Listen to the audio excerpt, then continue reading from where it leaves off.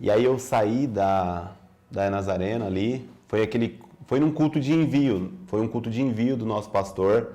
Então nesse culto foi até interessante, porque nesse culto eu já tinha decisão no meu coração, eu vou sair, eu tô ali com ele.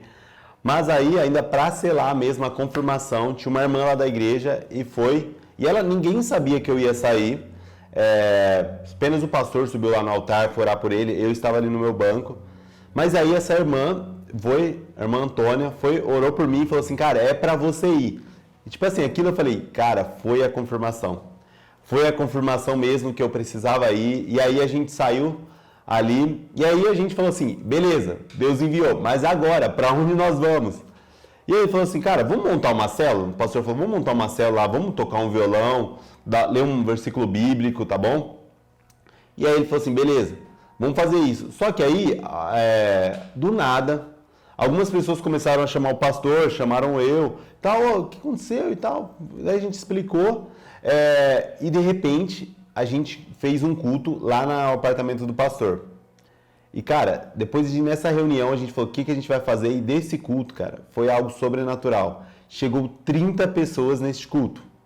30 pessoas nesse culto e foi um culto abençoado, foi um culto sensacional, onde o pastor, eu lembro até hoje a mensagem que o pastor pregou, que foi, vamos atrás dos filhos perdidos. E a gente viu 30 pessoas ali e nenhum frequentava a igreja, nenhum estava frequentando uma igreja, e foi algo muito doido ali, foi uma resposta de Deus e foi algo só da gente receber uma palavra, cara, comece a se movimentar que eu vou enviar os filhos perdidos. Aqui foi onde tudo começou, né? Um apartamento semelhante a esse, um apartamento de 49 metros quadrados. E aí, exatamente igualzinho esse daqui. As pessoas chegavam ali pela porta e algumas assistiam culto daqui, né? Na cozinha. A gente arrancou sofá, arrancou mesa, e a gente conseguiu colocar dentro de um apartamento desse. Esse espaço aqui que você tá vendo, dessa forma, a gente conseguiu colocar 30 pessoas, cara. E eu me lembro que tinham pessoas sentadas aqui, pessoas aqui, o pessoal do violão e a banda, né? Voz e violão, ficava aqui cantando. E eu me lembro que eu pregava aqui, ó, nesse espaço, ó. E a mensagem era Lucas capítulo 15. Os filhos pródigos precisam voltar para a casa do pai. E aí eu me lembro, né? Você estava perdido, mas você voltou. E ele voltou. E eu me lembro forte dessa cena, falando, né? Tem vídeo dessa cena. Com aquilo que o filho fez, o pai só se preocupa com o filho voltar, abraçar o filho, colocar um anel no dedo dele, trocar as vestes dele, colocar uma sandália nova, matar um animal e falar assim, vamos festejar porque meu filho estava morto, mas ele voltou, ele retornou. E foi um momento muito impactante. E eu me lembro depois que acabou o culto, a gente ficou assustado, porque era só para ser uma reunião, né, com os mais próximos para tomar decisão do que fazer. E aí acabou o culto, eu perguntei para todo mundo, gente, e agora? O que a gente vai fazer? Né? Alguém tem uma garagem, alguém tem um lugar pra gente poder cultuar, porque eu não tinha planos de começar uma igreja agora, né? Eu não tinha plano nenhum pra isso. Na verdade, a minha ideia era descansar e ver qual era a direção de Deus. Mas, cara, a direção de Deus era que ele tinha muita fome e sede para que aqueles filhos voltassem para a presença dele. Foi quando a gente tentou pensar em alguma forma estratégica para alcançar. Pensamos, se eu não me engano, a gente pensou em alugar salão de festa, tipo de condomínios ali perto, vamos tentar alugar um salãozinho que custa barato dentro de um condomínio de alguém. E eu acho que essa transição foi uma decisão muito importante, porque eu lembro que a gente estava na sala da casa do pastor e da pastora, a gente estava na sala sentado, depois do culto, falar quanta gente veio, e agora, o que a gente vai fazer? Então e as coisas foram se encaixando. Eu não lembro nitidamente como foi que a gente chegou até a garagem do Igão, não lembro como chegou essa fase de vamos para a garagem do Igão. Eu lembro que a gente já estava lá, a gente tinha comprado as primeiras luzes, foi a primeira coisa que a gente comprou, microfone não importa, caixa não importa, luzes coloridas, vamos colocar algo jovem, e foi ali que a gente comprou as luzes, fez a extensão, nossa primeira extensão que a gente fez, primeira extensão nossa da casa do pai. E foi ali, eu lembro que a gente estava pintando o chão já também, fazendo o pano para ficar atrás de fundo, e eu só lembro desses momentos, eu não lembro essa transição certinha, eu lembro de quando a gente chegou e a gente estava tudo já montando, a gente já estava criando uma igreja dentro de uma garagem. Vamos para sua garagem, pastor Igor e tal. Naquela época eu não era nem pastor, falou, cara, vamos ver lá com a sua mãe e tal. E aí a gente foi conversar com a minha mãe. Minha mãe é da minha antiga igreja, da Nazarena, e ela tinha meio que falou assim, cara, eu não queria me envolver nisso, sabe? Eu queria só continuar lá, tenho medo das pessoas falarem mal de você e disso tudo, então eu não queria me envolver muito. E aí ela foi, e conversamos com ela entendeu o propósito, falamos com ela ali, tudo isso. Ela ficou meio assim, falou, não, vai fazendo uns cultos, pode fazer os primeiros aí. Na minha garagem a gente não tinha nada ainda, e eu lembro que a gente comprou algo no Mercado Livre ali, umas luzes, pegamos um pano preto ali, porque nós queríamos pintar uma parede de casa de preto. E ele falou, não, você não vai pintar uma parede não, vê o que vocês fazem. Então a gente comprou um pano, pregou lá esse pano para que ficasse melhor para o Instagram, para as coisas. E aí a gente comprou umas luzes, iluminou ali. E aí a gente não tinha cadeira. Então a gente pegava as cadeiras todas de casa e colocava ali, a gente tinha um banquinho ali, a gente foi montando isso, sabe? Então era cada cadeira de cada cor, a gente ia colocando e a gente fazia os cultos ali. Então, aqui a gente fez os nossos cultos, cara, durante 3 meses aqui. 3 meses a gente parava os carros aqui na frente, o portão ficava aberto, e aí culto, adorava a Deus, sem microfone, sem caixa de som, sem nada. Então é muito louco vir aqui, porque foram 3 meses aqui. 3 meses aqui, Júlio, das pessoas chegando, parando o carro aqui na frente, e não sabia o que era igreja. Então a gente era muito forte no Instagram, né? A gente montou um cenário muito legal no Instagram, no ao vivo. Então a gente convidava as pessoas do ao vivo para vir, e quando elas vinham, elas ficavam rodando, falando, cara, cadê a casa do pai que eu não tô achando? Cadê a igreja que eu não tô achando? E aí do nada eles olhavam, a gente tava lá dentro, cantando louvor, essas pessoas entravam, a gente montava as cadeiras aqui dentro, cadeira normal, de sala, cadeira de ferro, tudo misturado assim. Nada vai roubar a tua glória, Senhor. Nada vai roubar a tua glória. Nada vai roubar tua glória. Nada vai roubar tua glória. Tudo veio de ti e tudo volta pra ti. Eu lembro que teve um culto na garagem, que foi um culto muito forte. Antes de eu chegar no culto, eu estava assistindo uma pregação sobre avivamento e eu já fui para aquele culto avivada, parecia que algo diferente ia acontecer naquele dia.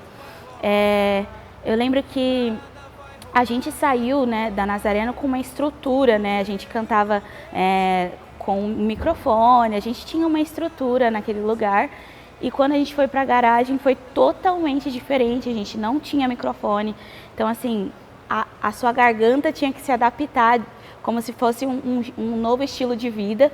Então eu lembro que nesse culto o pastor falava, dê o seu melhor nessa noite, você tem que dar o seu melhor. E eu dei o meu melhor naquela noite. Eu acredito que foi a minha melhor ministração da minha vida, foi naquele dia. Mas era voz e violão, era o violão meu, coitado do meu violão, eu tenho até dó dele até hoje, coitado, muito guerreiro, tá vivo ainda, graças a Deus. Mas foi muito guerreiro naquela época, era uma corda por culto, toda vez estourava, toda vez a gente saía rouco, a gente saía com a garganta machucada, a gente decidia uma música só e acontecia um mover tremendo naquele lugar, as pessoas começavam a orar e chegava um volume mais alto que a nossa adoração que a gente estava tentando trazer ali.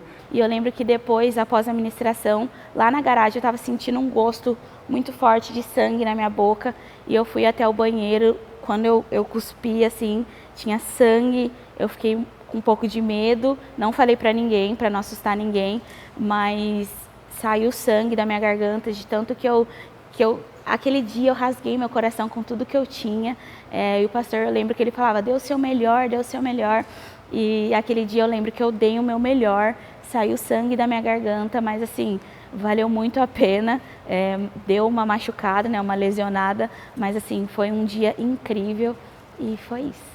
Até que chegou uma mulher, perguntou no meio do culto que a gente precisava, então ela doou 36 cadeiras, ela gastou quase R$1.000 em cadeira, então aquilo foi um boom para nós, né? É basicamente aqui onde tudo começou, o segundo culto em diante foi aqui, o primeiro foi na onde a gente está indo daqui a pouco, vou mostrar para vocês, e aqui o segundo em diante, ficamos 3 meses aqui. Então a gente saiu daqui mais ou menos com 52 pessoas. Foi algo muito forte, muito poderoso. E a gente foi pro primeiro templo lá. Aí depois disso veio pandemia, toda aquela loucura. Mas esse lugar marcou a nossa vida. Então a gente tem uma gratidão enorme por essa casa, pela Margot, né, pelo pastor Igor que cedeu a casa. E aqui é onde tudo começou e marcou o nosso coração. Eu me lembro que a gente estava no acampamento Start Now e ali eu estava na piscina com o Vince, com o Igor, com o Ivan. A gente estava conversando sobre a igreja. E aí surgiu então a oportunidade da gente ir para um espaço maior. saí da garagem, né? A gente estava na garagem do Igor com 52 pessoas. E aí Deus deu uma estratégia, levante 16 pessoas que vão ajudar com R$100 durante 6 meses. Essas 16 pessoas, somando, dava R$1.600 durante 6 meses. E eu falei, em 6 meses a gente resolve a vida, em 6 meses vai dar tudo certo. Eu lembro que na garagem tinha 52 pessoas, eu pedi pra galera levantar a mão e acho que umas 20 pessoas levantaram a mão. E aquilo foi uma resposta para nós, das pessoas que iam contribuir. E no acampamento, então, já com toda essa ideia formada, a gente só precisava dar o calção, R$5.000. E eu não tinha salário, eu não tinha dinheiro, não tinha nada. E aí eu falei com a Bruna, falei, amor, eu preciso alugar o espaço e eu tenho R$5.000 na conta, que era um dinheiro que a gente tinha guardado pra gente sobreviver. E eu falei assim, você autoriza eu usar esse dinheiro? Você tá comigo, né? E pro meu espanto, ela falou assim, ó, se Deus tá falando com você, faça. E geralmente ela não faz isso, né? E ali eu tive a certeza, tive o medo, mas eu tive a certeza que eu precisava dar essa entrada. Mas aí no final ela falou, mas se der errado, a culpa é sua. E aí eu fiquei, nossa. Por fim eu fui e fiz a transferência desses R$5.000, né, do calção. E por fim a gente saiu, eu perdi esse dinheiro, né? Mas amém, deu tudo certo, Deus nunca deixou faltar. E eu lembro de pegar a chave, eu saí do acampamento, eu vim junto com o Vince, a gente olhou o espaço, eu peguei a chave na mão, voltei para o acampamento, no encerramento do acampamento. A gente falou para a igreja, eu tenho uma notícia para dar para vocês. E eu me lembro de pegar a chave e levantar a chave. Na hora que eu levantei a chave assim, todo mundo começou a glorificar a Deus, todo mundo começou a chorar, todo mundo dá glória a Deus, porque ninguém esperava que seria tão rápido. A gente foi para o acampamento na garagem, a gente saiu do acampamento já para um novo templo.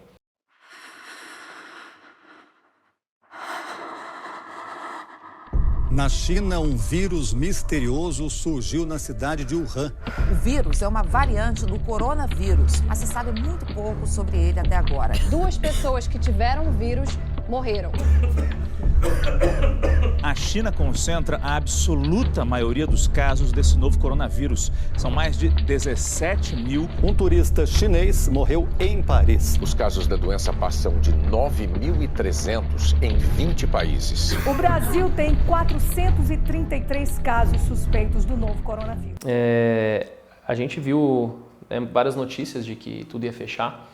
E naquele mês que tudo fechou, a gente pegou a chave do templo no dia 28 de fevereiro, se eu não me engano. A gente reformou a igreja e no primeiro culto que a gente fez em março, a gente começou uma série, né? Até que toda a casa seja cheia. E a ideia era a casa cheia de pessoas, mas também a casa que somos nós, cheias do Espírito Santo. E aí eu convidei alguns pastores, a gente rodou o banner e a gente ia começar um trabalho muito forte, a igreja toda arrumada, um espaço de 110 metros quadrados, né, o antigo templo, não é nesse aqui que a gente está. E eu falei, cara, agora vai ser lindo, a gente vai fazer um mega culto, as coisas vão acontecer, a gente ia acabar de comprar o nosso som, vai ser um culto incrível, vai ser algo muito doido. E de repente eu comecei a receber mensagem de alguns pastores, né, no grupo de que eu estava, de alguns amigos, perguntando, você vai fechar aí? Porque estão mandando fechar e tal. A princípio para mim ia ser só um domingo, 2 domingos, mas quando eu fui vendo, tive que cancelar a agenda com esses pastores que iam vir. Quando eu fui vendo não era mais 1 ou 2 domingos, eram 3 domingos, era um mês. Quando eu fui vendo era 2 meses. E aí ele começou a dar um desespero total, porque o primeiro mês eles isentaram, eles falaram assim, ó, a gente vai, vocês não pagam esse primeiro mês, vocês vão pagar só depois dos 12 meses, você paga o 13º mês, como se fosse esse aqui, tá bom? Eu falei, não, beleza. Só que aí o segundo mês a mesma coisa. O terceiro mês a mesma coisa. E aí a gente começou a entrar em desespero.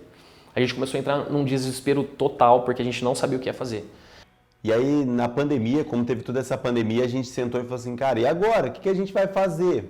A gente não tinha nem estrutura de live, a gente só tinha um celular. Então, falou, cara, vamos fazer live pelo Instagram e vamos tentar fazer algo aqui. Então, a gente falou, beleza, vamos aí, vamos montar um Instagram, vamos tentar movimentar o Instagram da Casa do Pai, vamos fazer live. E a gente vai pregando ali, vamos tentando fazer alguns estudos, algum momento de oração. Então, aí, a gente foi fazer os cultos na live. E aí no começo a gente começava a mandar para todo mundo, a gente tentava movimentar aquilo, mas por incrível que pareça, a gente saiu com 50, mas na live só tinham 5, 3. A gente começou a procurar estratégias para alcançar as pessoas. E eu me lembro que o pastor ele mandou um Reels, né, um vídeo no Instagram para mim. E era um pessoal fazendo o culto delivery, tipo, não sei de que cidade que era. Né, não era culto delivery que eles chamavam, mas enfim, era o vídeo do pessoal com carro de som tal, na frente do condomínio. Eu olhei e falei, nossa, top, né? Só que engavetei, né? Guardei a ideia. ficou por aquilo porque eu não vi meios de fazer. E acho que passou 1 ou 2 semanas, a gente estava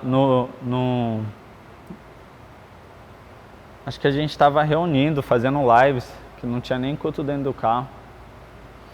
A gente estava reunido ali e aí eu perguntei para um amigo meu, que eu sabia que ele tinha uma caixa de som do pai dele, aí eu falei, não dá para conectar a caixa de som no seu porta-mala, não? Aí ele falou, dá. Aí eu falei, mas a caixa de som, dá para ligar uns microfones nela, colocar cabo para violão e tal? Ele falou, já não sei, aí tem que ver. Aí ele foi, viu, ele falou, mano, dá para fazer sim. Aí eu falei, então vamos fazer essa ideia, vamos colocar a caixa de som e vamos para frente dos condomínios. E aí nós começamos, e nós fizemos toda sexta-feira, assim, durante alguns meses, não sei se foi 3 meses, foi bastante culto que a gente fez. Então aqui, o que acontecia? A gente parava o carro aqui na frente dos condomínios e a gente começava a pregar o evangelho, descia, falava assim, o carro do culto chegou, tá passando na sua rua. Então a gente parava com os carros, buzinando, então a galera começava a sair na janela, pandemia, tá todo mundo trancado.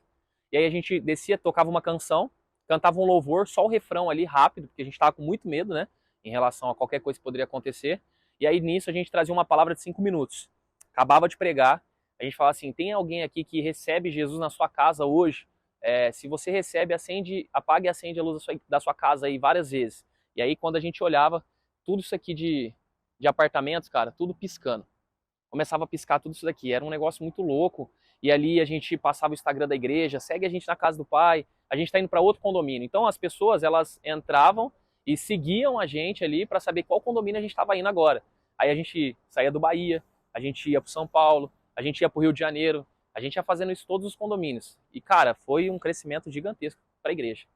Durante a pandemia, Deus ele deu algumas estratégias para a gente, que foi o culto delivery e o culto ao vivo também. E eu me lembro que a gente ficava lá em casa pensando, como que vai ser a volta, né? E aí o dia que a gente pôde voltar, uma das vezes que o governo liberou para que a gente pudesse voltar a fazer culto presencial, eu lembro que a gente chegou na igreja e a gente parecia uma igreja nova. Porque já não eram mais as mesmas pessoas só que tinha outras pessoas de fora, onde a gente não conhecia, e começou-se a chegar mais gente na igreja. A gente olhava um pouco e falava, cara, quem são essas pessoas que estão voltando agora? Eu lembro de uma cena que eu guardo ela muito na minha memória, que a gente estava fazendo um culto presencial já, e de repente parou um carro na frente da igreja. Tinha 2 pessoas, dois rapazes, e eles ficaram olhando para dentro da igreja. E aí eu olhei pro pastor e falei, pastor, quem que é aquele carro que está lá fora? E a gente, não sei. E eles ficaram parados um tempão ali, esperando alguma coisa, e aí a gente falou, vamos lá fora falar com eles. Aí a gente chegou, e aí, tudo bem? Vocês estão perdidos e tal? Aí o rapaz falou, não, a gente viu vocês pelas redes sociais, a gente viu que vocês estavam fazendo cultos no bairro Delivery, e a gente veio conhecer qual que era a igreja. Aí a gente falou, entra aí, vamos conhecer a casa. E naquele momento eles foram e entraram. Fora eles, tiveram muitas outras pessoas que foram se achegando, sabe? Pessoas que mandavam mensagem pra gente. Eu queria conhecer a igreja de vocês, eu vi que vocês vieram aqui no meu apartamento e tal. E uma coisa que, eu acho muito interessante é que todo esse movimento que a gente fez enquanto a igreja estava fechada, ele gerou muitos frutos para nós. E ele gerou tantos frutos que esses frutos eles ainda permanecem até hoje. Hoje a gente tem pessoas que a gente recebe aqui na igreja que ainda vieram do culto delivery, que falam para mim assim, Leandro, eu conheci a igreja quando vocês foram lá no meu apartamento, pregar lá fora, no meu apartamento, e hoje eu estou aqui, né? Eu visitei até um casal, uma família esses dias, e eles falaram pra gente que eles conheceram a igreja através do culto delivery alguns anos atrás. E isso me surpreendeu muito, que eu falei, cara, foi realmente de Deus. A gente vê que foi uma direção de Deus para as nossas vidas, ter essas estratégias, por causa que a gente colhe os frutos até hoje, né? Então isso foi muito legal do retorno nosso naquele momento e até hoje pelo aquilo que Deus fez nas nossas vidas, né?